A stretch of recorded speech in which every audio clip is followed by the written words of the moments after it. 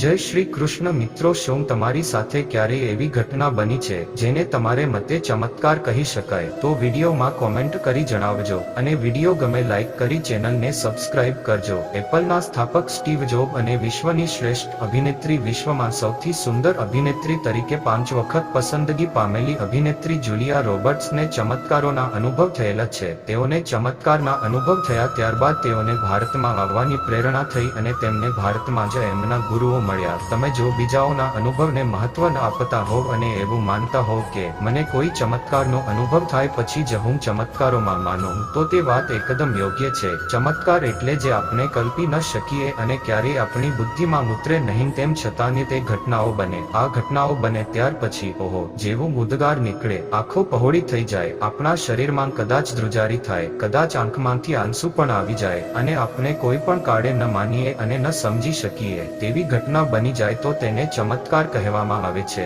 હા, મારી જિંદગીમાં પણ થોડા ચમત્કારો બન્યા છે. ભારત ચમત્કારોની ભૂમિ છે. મારા જીવનમાં પણ થોડા ચમત્કારોનો અનુભવને કર્યો છે. તેમાંથી એક ઘટના મને યાદ આવે છે. થોડા વર્ષો પહેલા એક યુવતી મારી પાસે આવેલી કે જે પરણેલી હતી અને પૈસા કમાવવા માંગતી હતી. આથી તેને મેં મહેનત કરીને ઇંગ્લિશ કોચનો કોર્સ કરાવ્યો અને નોકરી આપી. તેને શરૂઆતમાં તો કામમાં ધ્યાન આપ્યું, નવું શીખવા માટે ઉત્સાહ બતાવ્યો, પરંતુ સમય જતો ગયો તેમ તેનું ધ્યાન કામમાં નહોતું રહેતું. જ્યારે તે કોઈ સ્ટુડન્ટને ભણાવતી ત્યારે હું બેસતો તો તે કહેતી કે તમે બેસો છો તો મને ટેન્શન થાય છે, માટે મેં ક્લાસમાં બેસવાનું બંધ કર્યું. વિદ્યાર્થીઓની ફરિયાદ આવવા લાગી. તેને સમજાવું કે પછી હળવું ઠપકો આપું તો તે રડે અને ખૂબ દુઃખી થઈ જાય. મારા મિત્રને મેં વાત કરી તો તેણે કહ્યું કે તું એને નોકરી માટેથી કાઢી નાખતો નહીં. તે કદાચ આપઘાત કરી લે તો તને કેવું લાગશે?